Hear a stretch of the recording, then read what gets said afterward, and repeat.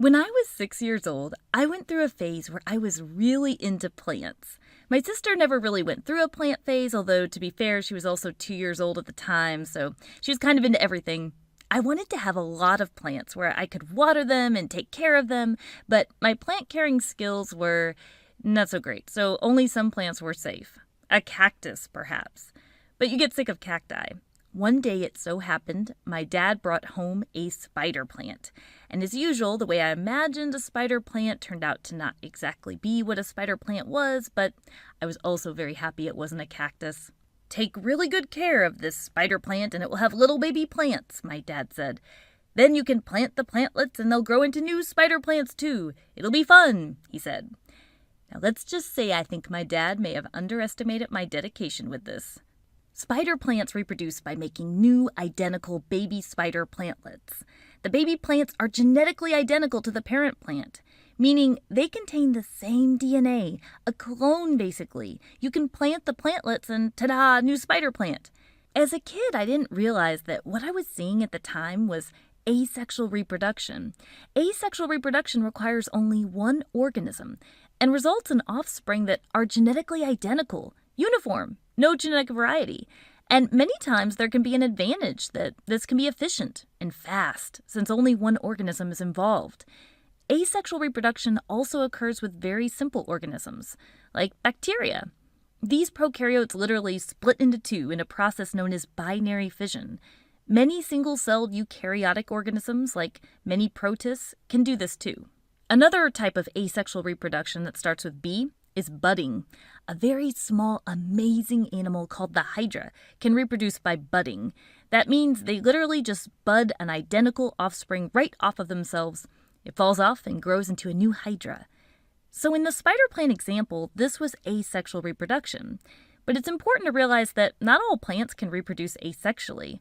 In fact, spider plants themselves can reproduce another way. Spider plants and many other plants can undergo sexual reproduction. In fact, lots of organisms can. Some fungi and some protists, many plants, many animals. Sexual reproduction involves the uniting of gametes, which are reproductive cells, to make a new organism. If you're talking about animals, typically these gametes would be known as a sperm cell from the male organism and an egg cell from the female organism. Gametes typically have half the number of chromosomes as a somatic cell.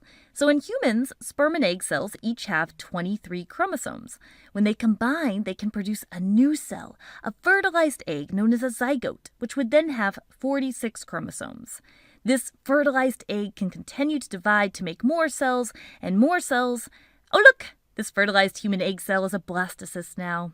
Yeah, it'll keep dividing from there. Now, while that was an example of gametes uniting to make a new human, realize that all new organisms that result from sexual reproduction have the potential to be genetically diverse.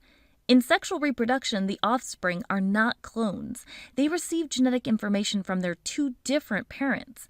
And gametes themselves tend to be different from each other due to independent assortment and crossing over, which both happen when the gametes are made in a process called meiosis. Check out our meiosis video for more about that. So the gametes are different from each other, and they combine to make a unique organism.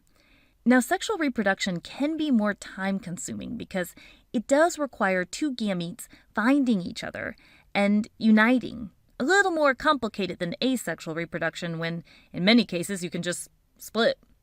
So then what is the benefit in sexual reproduction, and why could this even matter? Well, different genes can mean different expressed traits, and different expressed traits could be beneficial in the case of environmental changes. Let's consider these grasshoppers. Let's say the vegetation present changes due to a dry season, and now some colors of grasshoppers have better advantages than others in blending in, which means perhaps better advantages from hiding from predators. Those grasshoppers with the advantage potentially could have higher fitness. But see, that variation is present in the first place because of sexual reproduction. There are definite benefits that come with variety. Well, that's it for the Amoeba Sisters, and we remind you to stay curious.